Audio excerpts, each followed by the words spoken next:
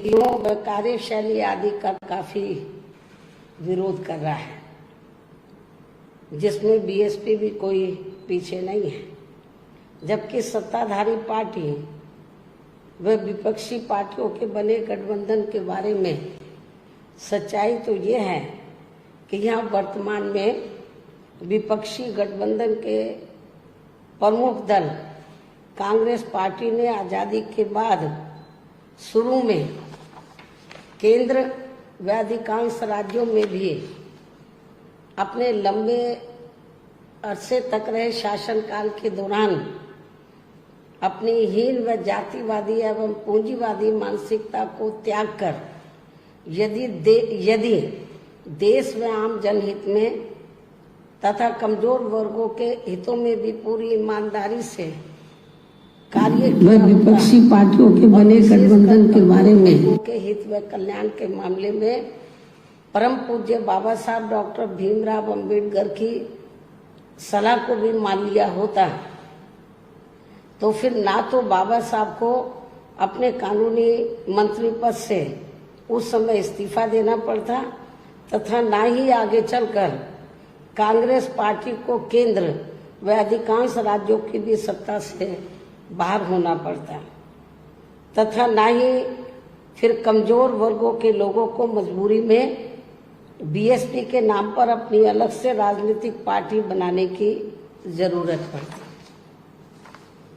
और अब ये कांग्रेस पार्टी अपनी जैसी जातिवादी व पूंजीवादी सोच रखने वाली पार्टियों के साथ गठबंधन करके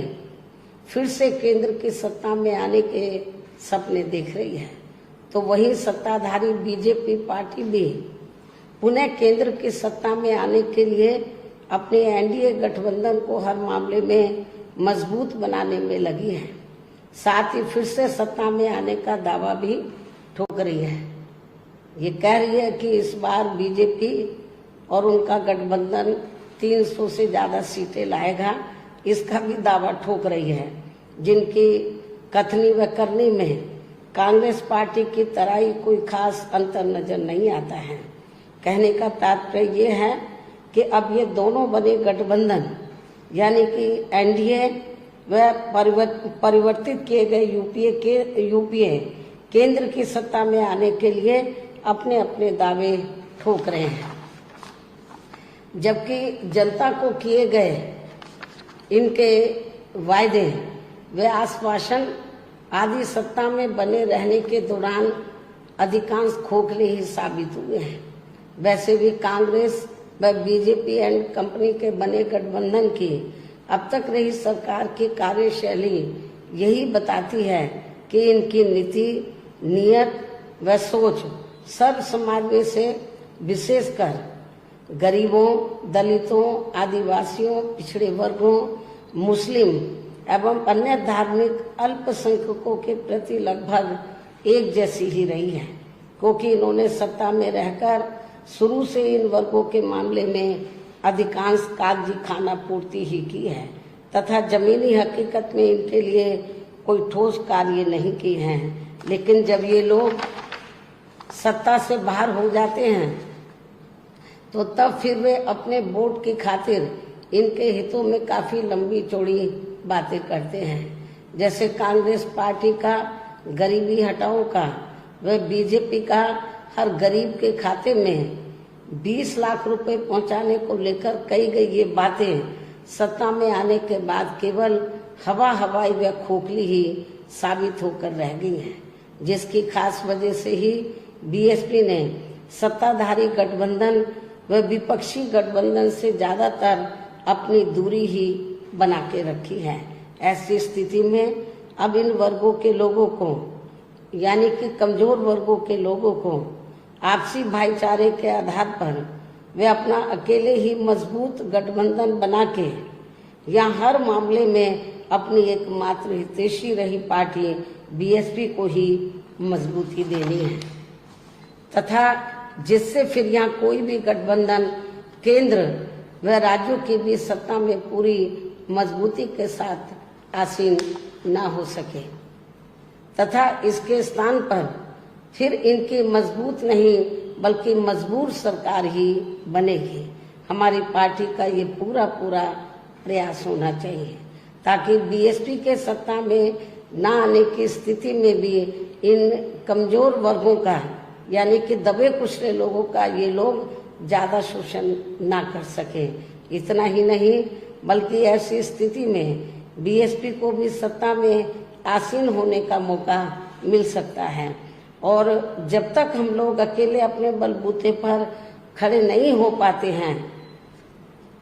इसलिए इन सब बातों को ध्यान में रखकर अब बीएसपी को लोकसभा चुनाव में व इससे पहले राजस्थान, मध्य प्रदेश, छत्तीसगढ़ व तेलंगाना आदि राज्यों में होने वाले विधानसभा चुनाव में भी अकेले ही चुनाव लड़कर अपनी पार्टी का बेहतर रिजल्ट लाना होगा। लेकिन बीएसपी पंजाब, हरियाणा आदि इन राज्यों में वहाँ की रीजनल पार्टियों के साथ मिलकर जरूर चुनाव लड़ सकती है, बशर्ते अब वर्तमान में उनका एनडीए व परिवर्तित किए गए यूपीए से भी कोई संबंध नहीं होना चाहिए। इसके साथ ही पार्टी के लोगों को हर स्तर पर सत्ताधारी गठबंधन व विपक्षी गठबंधन के सभी साम दाम दंड भेद आदि हथकंडों से भी जरूर सावधान रहना है। इसके अलावा यहाँ मैं ये भी कहना चाहूंगी कि देश में लगातार बढ़ रही कमर तोड़ महंगाई,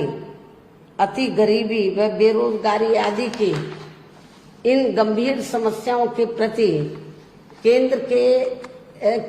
के उत्तरदायित्व को लेकर कल से